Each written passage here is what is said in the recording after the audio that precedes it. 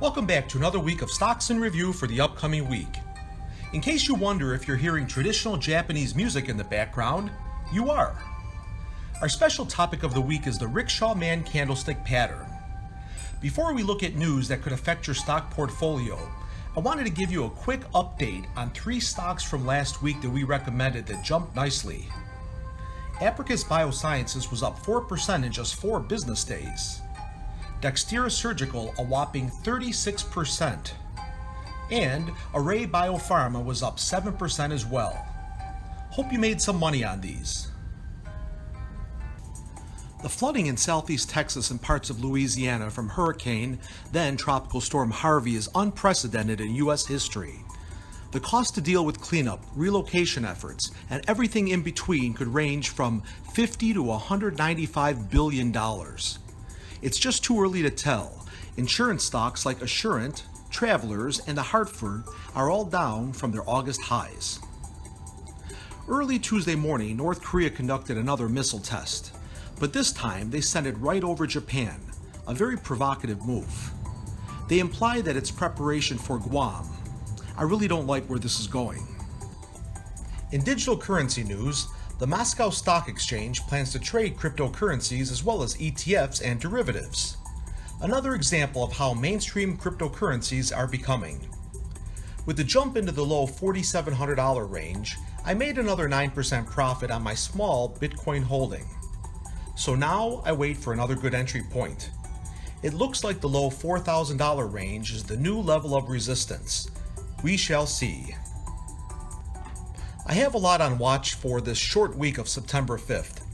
Apricus Biosciences received word on Thursday that its latest NDA application was considered complete, and more information should be made available by next February. I'm expecting a bit of a pop after the holiday.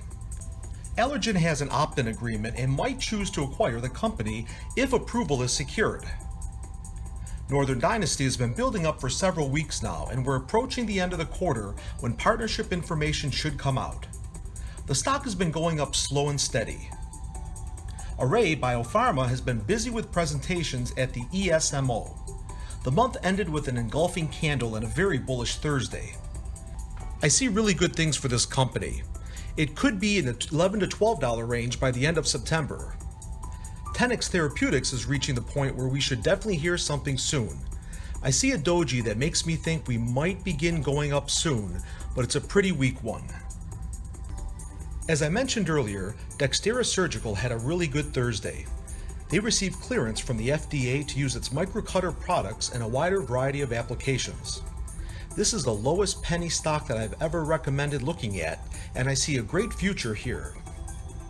Advanced Micro Devices hit a low of $11.95 this week, and if you look at the charts for the last few months, it's been quite the roller coaster ride.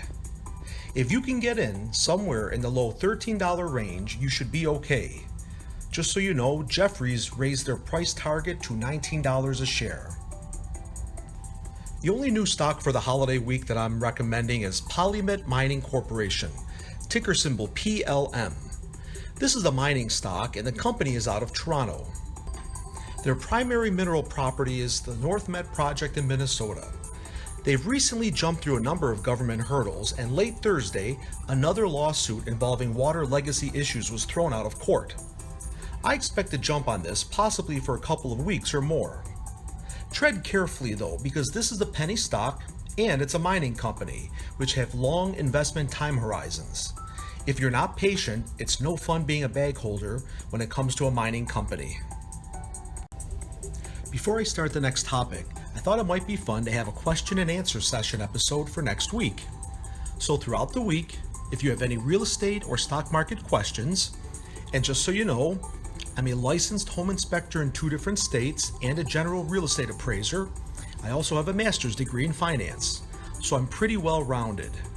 Send me a question on WhatsApp at 518-823-3415. Be sure to let me know what state or country you're messaging me from, and I'll respond to you on the Friday following Labor Day. One more thing, I have the application set to mute, so you can message me any time of the day or night, and I'm using a phantom number that only works with the application. so I won't be able to receive any voice calls. Our special topic for the week is a review of the Rickshaw Man Doji. Compared to the Dojis we've discussed over the last couple of weeks, this one is much more indecisive. Based on significant research, just over half the time when you see the rickshaw, the upward or downward trend will continue, but literally just a little over half the time. The good news is, if you're in a bull market, it tends to be more accurate. Some people confuse the rickshaw with the long-legged doji. The easiest way to identify the difference between the two is that our rickshaw has a body that's nearly perfectly located in the middle of the candle, and long-legged dojis don't. If you are entering a position new and you check the chart, like I hope you're doing now, and you see the rickshaw, and the stock has been trending up for a while during the day, I would personally hold off a bit.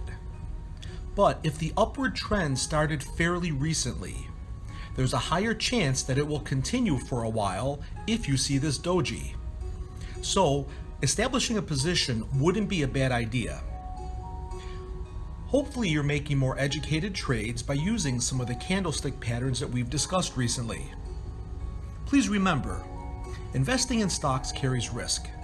Never invest more than you can afford to lose or not have access to for an extended period of time. If you enjoy our videos, we appreciate if you could click like and subscribe. Have a great Labor Day, and we'll see you next week.